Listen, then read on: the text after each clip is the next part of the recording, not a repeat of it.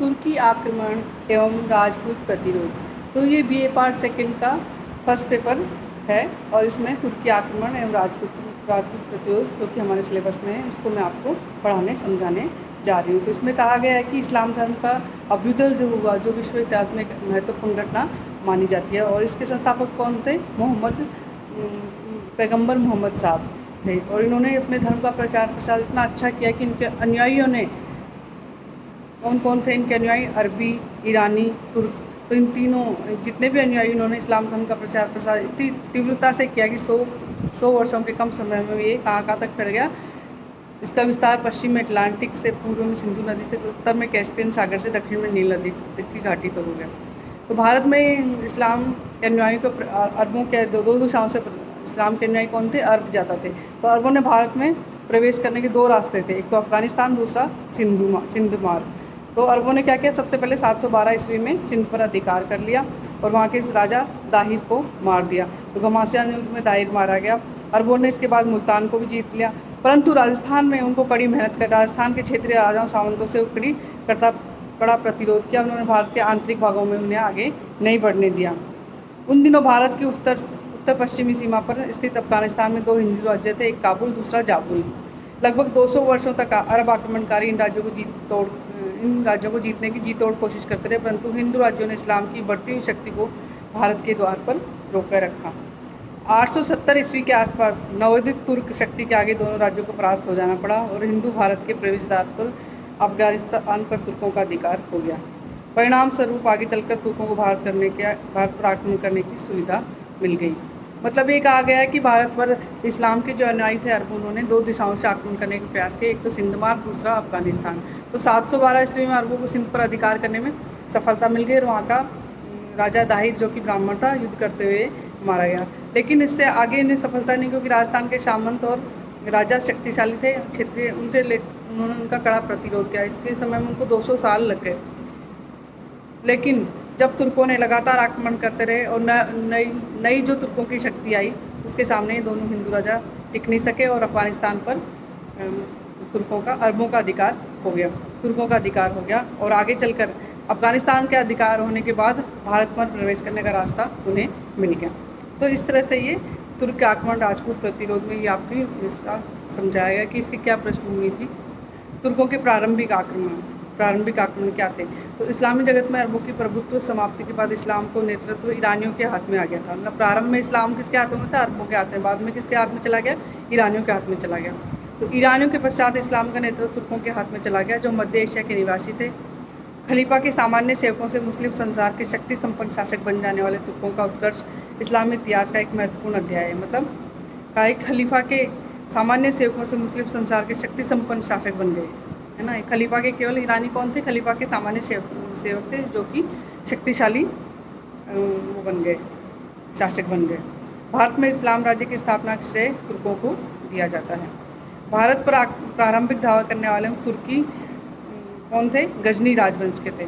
गजनी नगर अफगान पहाड़ियों के मध्य स्थित था। 962 ईस्वी में अल्पतगीन नामक एक दास ने अपने कुछ साहसी तुर्क अनुयायियों के साथ गजनी पर अधिकार कर लिया और गजनवी वंश की नींव रखी।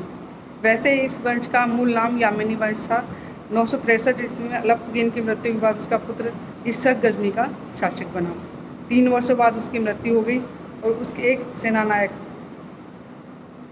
बल्कगीन ने गजनी पर सिंहासन हथियाला। 972 में उसकी मृत्यु के बाद उनके एक दास पिराई ने गजनी के सिंहासन पर अधिकार कर लिया।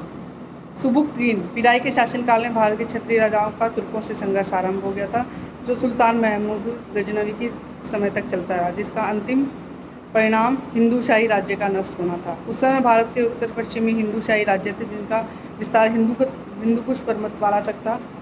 उनकी राजधानी वेहन थी। इस समय यहाँ का शासक जयपाल था। वह अपनी सीमा पर उठे खड़े होने तूफान से परिचित था और उसे समाप्त करने के लिए उसने आक्रमणकारी नीति को अपनाते हुए अपने पुत्र के नेतृत्व में एक शक्तिशाली सेना गजनी पर आक्रमण करने के लिए भेज दी। पिराई तो इस सेना की प्रगति को रोकने में असमर्थ था, किंतु सुबुक्तगीन नामक एक सेनानायक ने इस सेना पर अचानक आक्रमण उसे पराजित कर खदेड़ दिया। इससे सुबुक्तगीन तुर्कों में लोकप्रिय हो गया और 977 ईस्वी में पिराई को अपदस्थर गजनी के सिंहासन पर सुबुक्तगीन को बिठा दिया गया।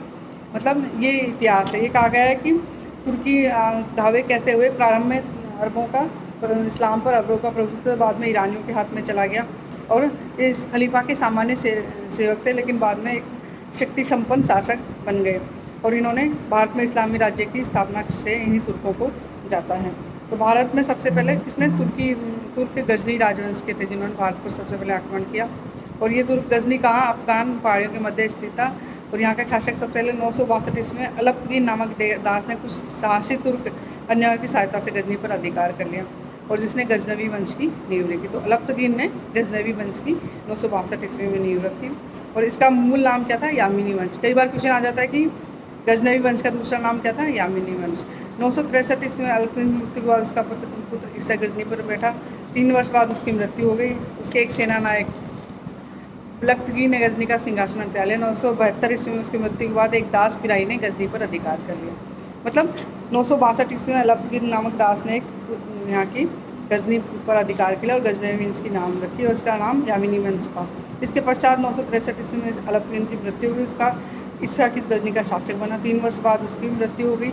उसके बाद एक सेनानायक बलख्तगीर ने गजनी पर सिंहासन हथिया लिया। 972 ईस्वी में उसकी मृत्यु के बाद एक दास पिराई ने गजनी पर अधिकार कर लिया। सुबुक्तगीन पिराई के शासन में भारत के क्षत्रिय राजाओं के तुर्कों से संघर्ष प्रारंभ हो गया था जो सुल्तान महमूद गजनवी काल तक चलता रहा, जिसका अंतिम परिणाम हिंदूशाही राज्य नष्ट हो गया। उस समय भारत के उत्तर पश्चिम में हिंदूशाही राज्य थी जिसका विस्तार हिंदू कुश पर्वतमाला तक था। वह हिंद उसकी राजधानी थी और इस समय यहाँ का शासक कौन था, जयपाल। तो जयपाल को लगने लगा कि ये लोग अपने भारत पर आक्रमण करेंगे, तो उसने पहले ही गजनी पर आक्रमण करना चाहा। तो वह अपनी सीमा पर उठ खड़े होने तूफान से परिचित था। उसको पता था कि सीमा पर ये तुर्क आक्रमण करेंगे, तो उसने उन्हें समाप्त करने की मतलब गजनी में ही उनको समाप्त कर दिया। तो आक्रमणकारी नीति को अपनाते हुए अपने पुत्र के नेतृत्व में एक शक्तिशाली सेना के साथ उसने गजनी पर ही आक्रमण कर लिया। पिराई इस सेना का प्रगति रोकने में असमर्थ था, परंतु सुबुक्तगीर नामक सेनानायक ने इस सेना पर आक्रमण को उसे पराजित कर खदेड़ दिया और तुर्कों ने 977 ईस्वी में पिराई को हटाकर सुबुक्तगीर को सिंहासन का अधिकार दे दिया। शासक बनने के बाद सुबुक्तगीर ने खुरासान, काबुल घाटी, लमगान क्षेत्र, सिस्तान को जीतकर अपनी स्थिति को सुदृढ़ कर लिया। इसके पश्चात उसने भारत पर आक्रमण करने का निश्चय किया। 986 ईस्वी में जयपाल के सीमांत दुर्गों पर आक्रमण कर उसने लूटने लगा। इस जयपाल ने एक शक्तिशाली सेना के साथ गजनी राज्य में घुस गया। दोनों पक्षों में भीषण संघर्ष हुआ, किंतु अचानक हिमवर्षा हो जाने से जयपाल की स्थिति संकटग्रस्त हो गई और उसे एक अपमानजनक संधि के लिए विवश होना पड़ा। परंतु अपनी राजधानी लौटते ही जयपाल ने संधि के शर्तों को तोड़ दिया। इस पर 991 ईस्वी में सुबुक्तगीर ने जयपाल के राज्य पर आक्रमण कर दिया। फरिश्ता ने लिखा है कि तुर्कों का प्रतिरोध करने के लिए दिल्ली, अजमेर, कालिंजर आसपास के अनेक राजपूत राजाओं ने जयपाल की सहायता की, अपनी सैनिक टुकड़ियाँ भेजी। लमगान के निकट दोनों पक्षों में जबरदस्त युद्ध हुआ जिससे तुर्कों की विजय हुई और इस विजय के फलस्वरूप खैबर दर्रे का क्षेत्र, पेशावर का दुर्ग नगर पर तुर्कों का अधिकार हो गया। पेशावर की प्राप्ति से तुर्कों को वह मार्ग मिल गया जो भारत के उर्वर और धन संपन्न प्रदेशों को जाता था। मतलब यहाँ से सुबुक्तगीर ने ही भारत पर अधिकार किया और उसने जयपाल को पराजित किया। जयपाल की सेनाओं से 2 बार युद्ध हुआ। एक में जयपाल को विवश होकर संधि करने की, दूसरे युद्ध में उसे उस पर विजय प्राप्त कर ली। किसने? तुर्कों ने विजय प्राप्त, सुबुक्तगीर के नेतृत्व में तुर्कों ने विजय प्राप्त कर ली। इस तरह भारत उन्होंने खैबर का दर्रे का क्षेत्र, पेशावर का दुर्ग किसके अधिकार में आ गए? तुर्कों के अधिकार में आ गए। इससे पहले उसने सुबुक्तगीर ने खुरासान, काबुल घाटी आदि क्षेत्रों को जीतकर अपने कब्जे में कर लिया था। फिर महमूद गजनवी। महमूद का जन्म 971 ईस्वी में। उसके जन्म के समय उसका पिता सुबुक्तगीर एक सामान्य अधिकारी मात्र था। महमूद को धार्मिक शिक्षा के साथ साथ शस्त्र संचालन, युद्ध कला, शासन संचालन की पर्याप्त शिक्षा दी गई थी। 994 ईस्वी में उसने खुरासान की सेना का नेतृत्व किया। हिरात, खुरासान, नेशापुर आदि क्षेत्रों जीतने में अपने पिता को सहयोग दिया। भारत के जयपाल के विरुद्ध लड़े गए युद्ध में उसने विशेष पराक्रम का प्रदर्शन किया। इससे प्रसन्न होकर सुबुक्तगीर ने उसे खुरासान का सूबेदार नियुक्त कर दिया और सुबुक्तगीर की मृत्यु के बाद गजनी के अमीरों ने उसे छोटे भाई इस्माइल को गद्दी पर बिठाया, परंतु महमूद ने गृह युद्ध में अपने भाई को पराजित करके सिंहासन पर अधिकार कर लिया। तो महमूद का जन्म कब हुआ था? महमूद गजनवी का 971 में इसका जन्म हुआ था और उसका पिता एक सामान्य अधिकारी, जब उसका जन्म हुआ तो उसके पिता एक सामान्य अधिकारी थे और महमूद को धार्मिक शिक्षा के साथ साथ शस्त्र संचालन, युद्ध कला और शासन संचालन की पर्याप्त शिक्षा दी गई थी। और 994 ईस्वी में उसने खुरासान का नेतृत्व किया। हिरात, खुरासान, निशापुर आदि क्षेत्रों को जीतने में वह सफल रहा। भारत के जयपाल के विरुद्ध लड़े गए युद्ध में विशेष पराक्रम का प्रदर्शन किया और इससे प्रसन्न होकर उसके फादर सुबुक्तुन ने उसे खुरासान का सूबेदार नियुक्त कर दिया। और सुबुक्तुन की मृत्यु के बाद गजनी के अमीरों ने उसके छोटे भाई इस्माइल को सिंहासन पर बिठा लिया, परंतु गृह युद्ध में उसने अपने छोटे भाई को पराजित कर सिंहासन पर अधिकार कर लिया। तो ये तो महमूद गजनवी का प्रारंभ है, किस तरह से उसने गद्दी प्राप्त की। साम्राज्य विस्तार। सिंहासन रूढ़ होते समय महमूद के राज्य में गजनी, खुरासान, अफगानिस्तान के कुछ क्षेत्र ही शामिल थे। मतलब उसका साम्राज्य सीमित ही था जब वह उस पर गद्दी पर बैठा। तो कौन कौन से थे? गजनी, खुरासान और अफगानिस्तान के कुछ क्षेत्र उसके राज्य में शामिल थे। गजनी के शासकों को वैधानिक दृष्टि से बुखारा साम्राज्य के सामान्य वंश के अधीन समझा जाता है। तो किसके अधीन? कई बार क्वेश्चन आता है, गजनी के शासकों को किसके अधीन? बुखारा के साम्राज्य के सामान्य वंश के अधीन समझा जाता था। महमूद एक पराक्रमी और महत्वाकांक्षी व्यक्ति था। वह गजनी के छोटे से राज्य को एक स्वतंत्र विशाल राज्य में परिवर्तित करने की आकांक्षा रखता था। संयोगवश इसी समय बुखारा साम्राज्य में उत्तराधिकार की समस्या उठ खड़ी हुई।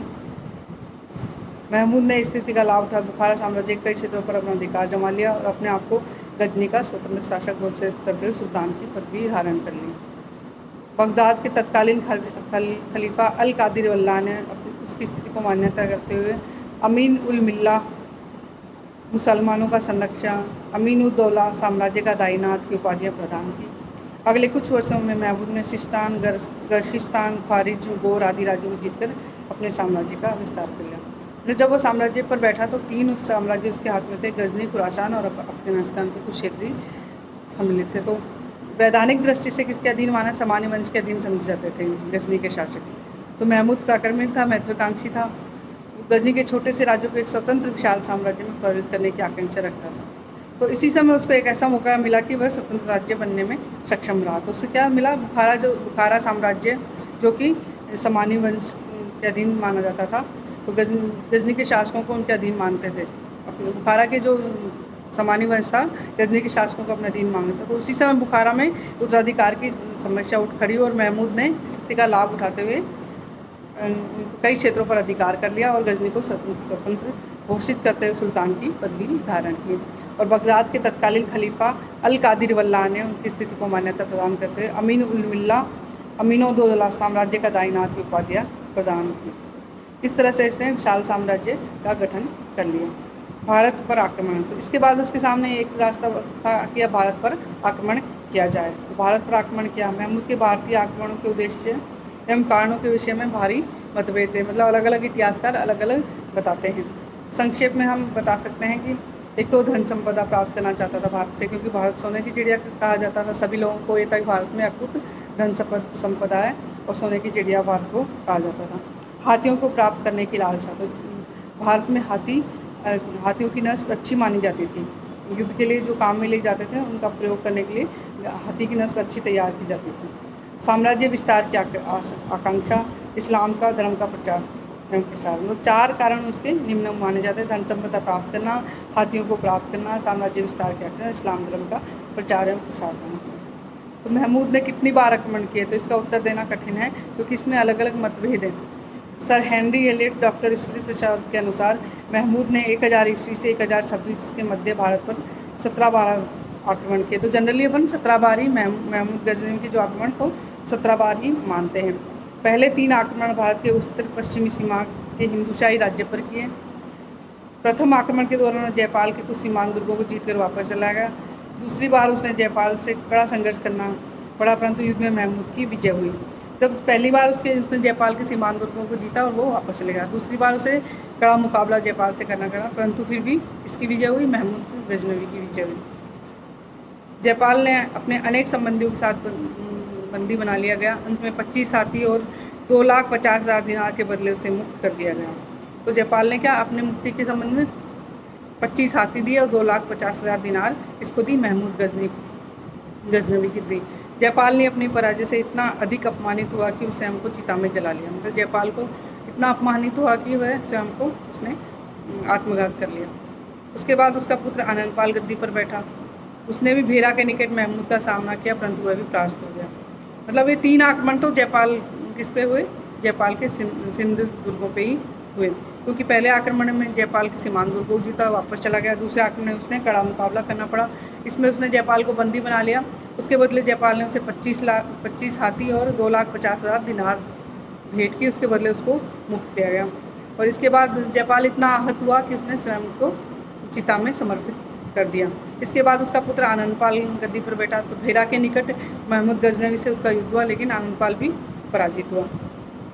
चौथा और पांचवा आक्रमण मुल्तान के मुस्लिम राज्य पर हुआ। महमूद ने विजय के बाद मुल्तान को अपने राज्य में मिला लिया। छठे आक्रमण का प्रकोप हिंदूशाही राज्य कांगड़ा राज्य को सहन करना पड़ा। तो इसमें कौन कौन सा हो गया? 3 आक्रमण तो इसने किस पे किए? सिंध के जयपाल पर किए। तो पहले आक्रमण तो जयपाल के सीमांत दुर्गों को जीत कर वापस चला गया। दूसरी बार जब उसने आक्रमण किया तो जयपाल से उसे कड़ा मुकाबला करना पड़ा, है ना। इसमें जयपाल को बंदी बना लिया गया। जयपाल ने अपने आप को मुक्त कराने के लिए 25 हाथी 2,50,000 दिनार किसको? महमूद गजनवी को भेंट की। उसके बाद उसे मुक्त किया। तो इस संधि से कौन? जयपाल आहत हो गया और उसने सुसाइड कर लिया, मतलब आत्महत्या कर ली। उसके बाद उसका पुत्र आनंदपाल गद्दी पर बैठा। आनंदपाल के साथ महमूद गजनवी का युद्ध भेरा के निकट हुआ, लेकिन उसमें भी वह आनंदपाल पराजित हुआ। इसके बाद कांगड़ा पर उसने अधिकार कर लिया। किसने? महमूद। चौथा और पांचवा आक्रमण मुस्लिम राज्य पर किए हैं। मुल्तान पर उसका अधिकार हो गया। छठे आक्रमण का प्रकोप हिंदूशाही राज्य कांगड़ा राज्य को सहन करना पड़ा। हमेशा की तरह इस बार भी आनंदपाल की पराजय हुई। महमूद के नगरकोट तक आक्रमण कर उसे जीत लिया गया।